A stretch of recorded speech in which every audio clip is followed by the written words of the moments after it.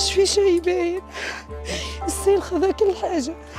أصحوا أصحى أصحى، أمل وين؟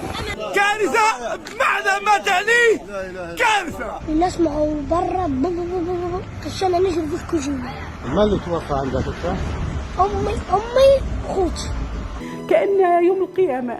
يعني شفت الموت بعيني، شفت عائلتي تبي تموت قدام عيني. لا حول ولا قوة إلا بالله العظيم. لا حول ولا قوة إلا بالله العظيم.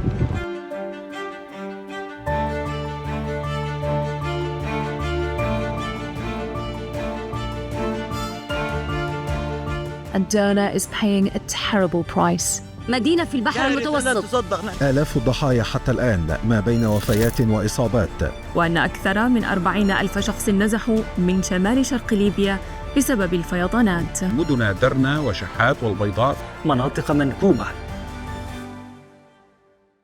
Disaster. A calamity in all its details and tragedies. It devoured both stone and man, casting them into the abyss of the sea. It is incomparable to the Derna flood during World War II in 1941 or the flood of 1951.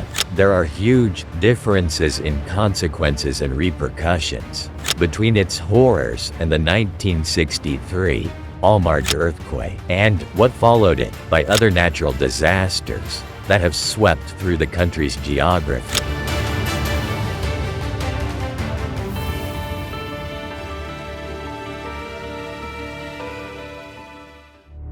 Derna is here.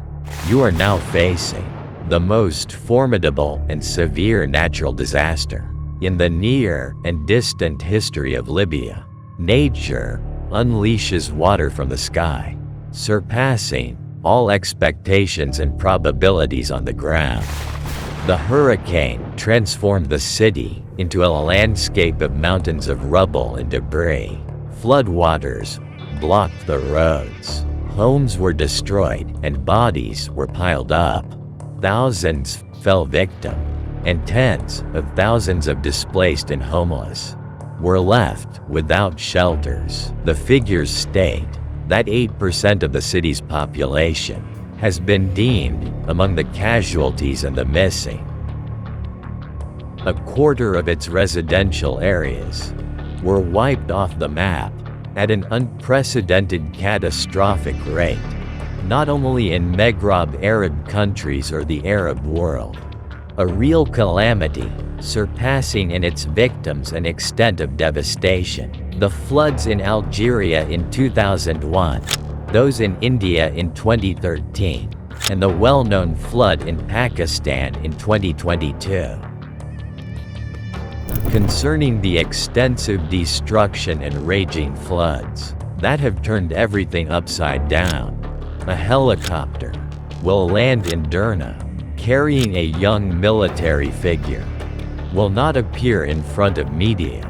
Yet, that figure will have a prominent role behind the scenes of the great tragedy, taking charge from the heart of the devastation, leading the front line to confront an unprecedented disaster, swiftly directing human resources and local rescue teams, organizing the deployment of military and security units, receiving international search and aid teams, tackling the conditions of displaced and homeless to serve them. Then, that leading figure was available among the victims' families and the wounded, overseeing the compensation of the afflicted.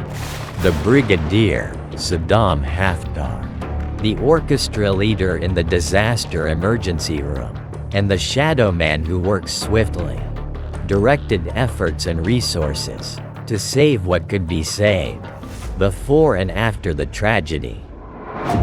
Prior to the hurricane, Saddam was personally overseeing and monitoring all preparations and potential risks across the entire eastern region, including the cities of Benghazi, Al-Marj, Al-Baida, and Derna. He was diligently following the incoming reports, in an unprecedented experience, yet he was the tough figure and managed the helm successfully.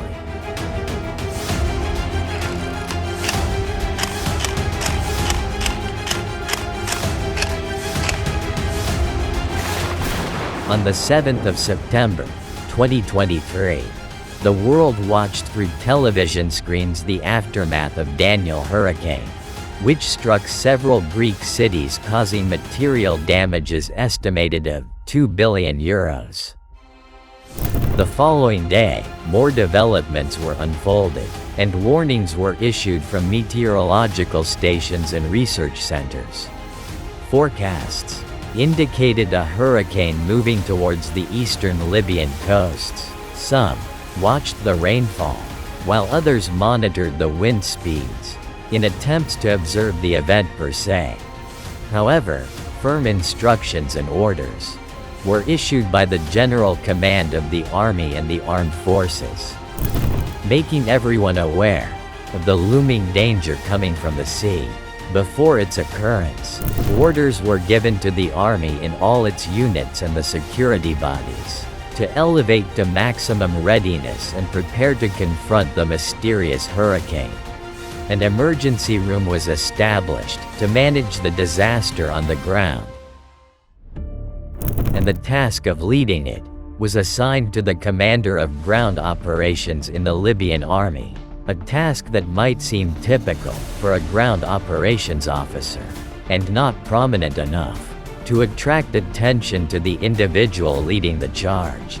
Yet, their competence and quick response at the disaster site were competent to save thousands of lives 24 hours before the disaster. The military orders were issued to the military units by the head of the emergency room, Brigadier Saddam Haftar, to deploy in residential areas and conduct patrols, to evacuate the residents while the military force units service an emergency staff spread in the streets of the cities of Benghazi, Derna, Al-Baida, Susa, and Al-Marj.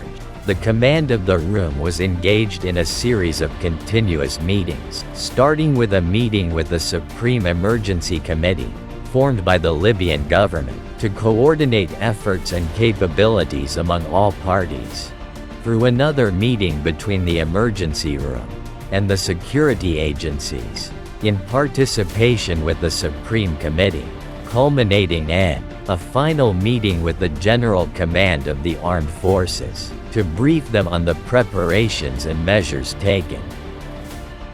There are ongoing concerted efforts to cover a vast geographical area that will be impacted by a tremendous hurricane. It is impossible to predict precisely when and where it will strike. Therefore, it is essential to consider all possibilities and respond to all expectations. On the night of the disaster, just 12 hours before its occurrence, video clips were released showing units of the armed forces urging the residents of Derna to evacuate the low-lying areas near the valley.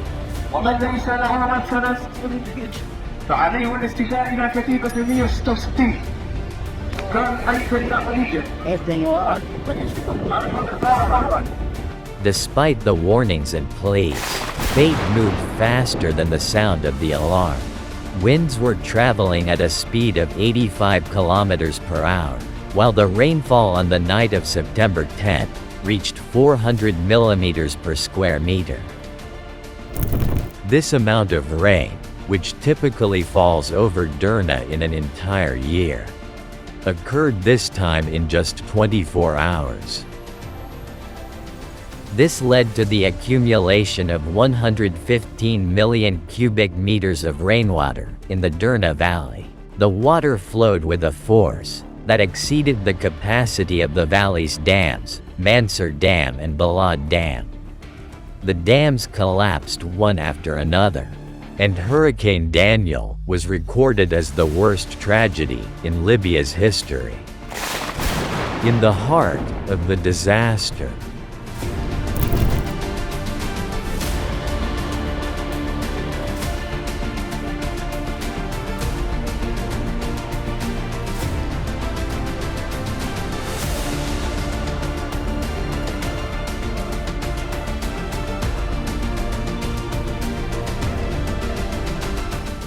كشخص فقد كامل أفراد أسرته. لا كنوز الدنيا ولا عمارة الدنيا كلها راح تغنينا على واحد فيهم. Moments of oppression and pain mingle with tears of helplessness in the face of the catastrophe. Destruction fills the streets and blocks the roads. Bodies are trapped in the rubble, and others are tossed by the waves. Thousands are trapped in mud among the debris, and entire neighborhoods have vanished from the face of the earth. Children, women, and whole families wait for rescue from beneath the rubble before they breathe their last. Derna, a devastated city. Everyone witnesses the horrific event in shock. However, the young rising leader who took charge of the emergency room just days ago will be the first to arrive at the heart of the destruction. He quickly appears on site, accompanied by hundreds of military personnel from the Libyan army. He begins a mission that seems nearly impossible. In an area of devastation spanning 330 hectares, every minute equals someone's life. Military units are actively engaged in saving as many lives as possible. The Armed Forces Frogman teams are diving near the shores of Derna. Bulldozers are removing debris from houses on top of the residents. As the wheel of rescue operations begins to turn on the ground, the emergency room commander embarks on a helicopter tour to survey the disaster from above. This tour extends along the coastal strip, covering the cities of Derna, Al-Baida, Shahat, as well as Susa and Al-Makyal. The emergency response measures taken, with the available resources before the disaster, enabled the containment of losses and mitigation of its effects in other cities of eastern Libya. However, the collapse of Derna's dams in the face of the raging floods played a crucial role in creating a nightmare within the city. A terrifying nightmare. Rescue teams from 13 countries around the world will be dispatched to Derna. These teams include specialists from Egypt, the UAE, Jordan, Algeria, Tunisia, Turkey, Italy, Russia, France, Spain, among others. Saddam Haftar takes charge of another dossier, imposed by the disaster and its enormous scale. This marks a new phase of coordinating efforts between international and local teams, with the aim of distributing resources and networking their capabilities and efforts. The goal is to mitigate the effects of the natural disaster as much as possible. He oversees the monitoring, overcoming obstacles, and facilitating this process. In Derna, Saddam Haftar demonstrated national solidarity by keeping the doors open to those from western Libyan cities, such as Misrata, Tripoli, and Zawiya. He personally welcomed them before any of his aides did a commendable gesture attributed to him. Among those who led the aid convoys were Mohammed El-Hossan, Mohammed Ismail, Othman Melikda, and members of the 444 Brigade. They spearheaded the efforts, positioning Haftar as the captain of the national vessel on the grounds of Derna. Accompanying foreign delegations and holding ongoing meetings with them. To discuss the latest developments in rescue operations and assess their consequences. To discuss the latest developments in rescue operations and assess their consequences. Additionally, another task was assigned by the commander of the ground forces operations, which involved marking his presence in the operation of receiving and coordinating the entry of military units from the Egyptian army into Derna. This task was far from being his last. Immediately afterward, Brigadier Saddam focused on monitoring the work of the medical teams, securing shelter centers, and providing aid to the displaced. These substantial efforts were managed by the emergency room commander behind the scenes. 8 days after the disaster struck, the brigadier made his first media appearance. Known for his silent diligence, he displayed signs of fatigue and exhaustion. He did not linger long in front of the press microphones and media cameras, hurriedly continuing his mission. To oversee excavation operations for rescuing and retrieving lives, surprising everyone once again. He welcomed and protected military units arriving from the west of the country, setting aside all political disputes. This was followed by a field tour with the commander of Battalion 166 Misrata, Muhammad al-Hisan, and military units from the 444 Combat Brigade. Another tour brought together the field commander of the rescue operations and the head of the intelligence agency, Hussein al-Ayab. The scenes of unity between the military personnel from the east and the west, clearly highlighted by the young, rising figure in the face of the tragedy, did not sit well with the proponents of discord. Several television channels have launched systematic campaigns to tarnish his efforts made to overcome the tragedy. The head of the operations room confronts these challenges with increased silence and dedication, working tirelessly day and night to alleviate the suffering of the injured, rescue those trapped, and secure the victims. A grave tragedy and painful consequences. There is no room to ignore or pause for even a moment, in the face of trivial disputes and falsehoods, which were later revealed to expose the bankruptcy of their promoters. نهاركم طيب، معكم محمد العصابي يا اخوتي. بقول لكم الامور والوضع في درنا 100%، والناس قاعده تفتش، وكل حد الاجهزه شاد كل ده عمله.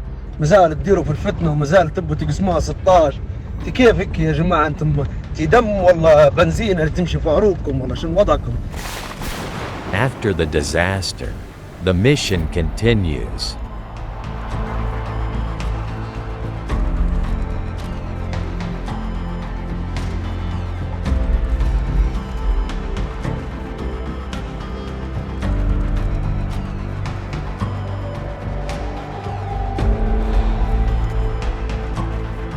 The management and supervision of the operations of local and international rescue and medical teams, including military units, divers, boats, and naval ships, along with volunteer teams and those responsible for the burial of the victims.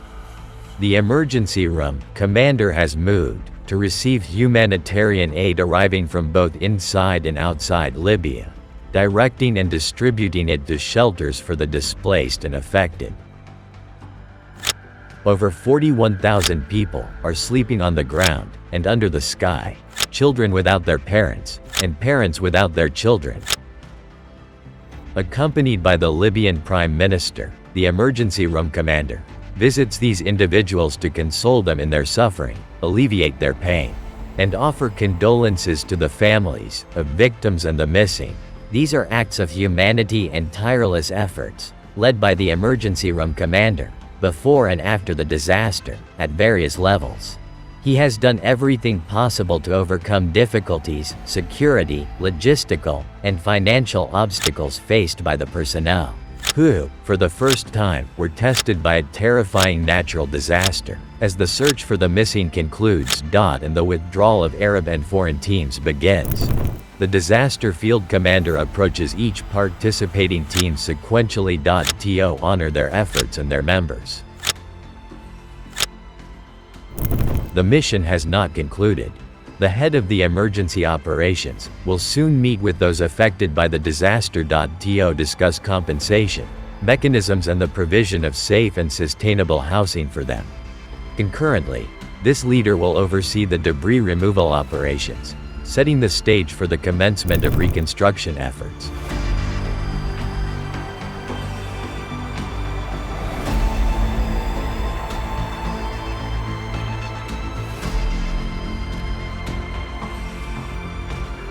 The head of the emergency operations did not miss the reconstruction conference. And will personally take on the responsibility of ensuring the safety of the participating international delegations.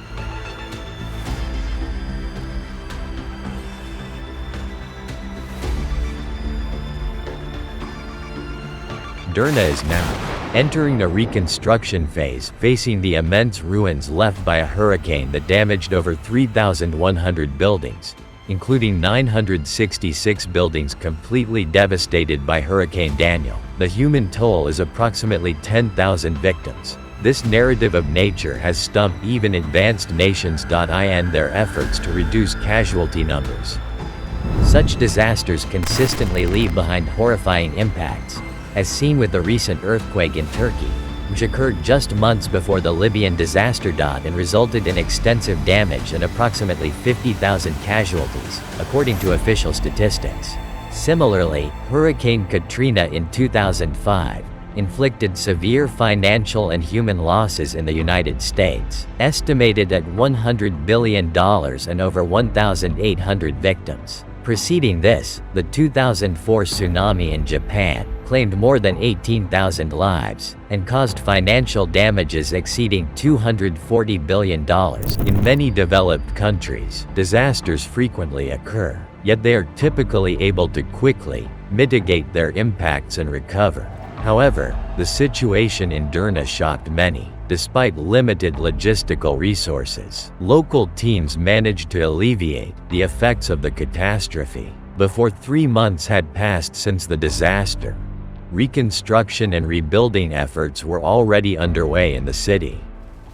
A pivotal moment follows, after which the head of the emergency operations will step back from the spotlight. This comes after 3 months of relentless and intensive work. The data reveals with precision the scale of efforts, resources, and personnel managed, supervised, organized, and educated by Saddam.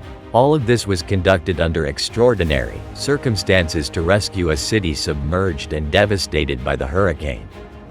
31 battalions, brigades, and military units participated in the rescue operations, debris removal, and body recovery. A total of 4,850 officers and non-commissioned officers from various military divisions of the armed forces were involved. The commander of the emergency room oversaw their deployment, distribution, and the monitoring of their activities. Additionally, security teams and police from 16 agencies across the eastern and western parts of the country were involved. Furthermore, 1,560 individuals from 13 different Arab and foreign countries participated in the rescue efforts. They were supported by 6 field hospitals and an additional 880 local search and rescue team members.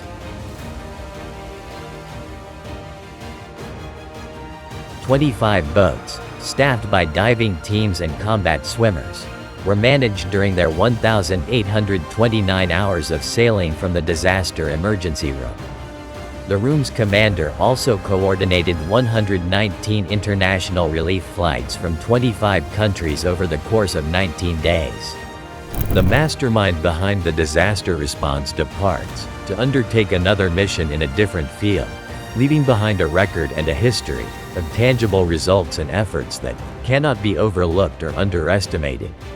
He sets a model that is hard to surpass in the test of leadership and resource management, in the face of the greatest and worst disaster that has affected the geography and people of the country.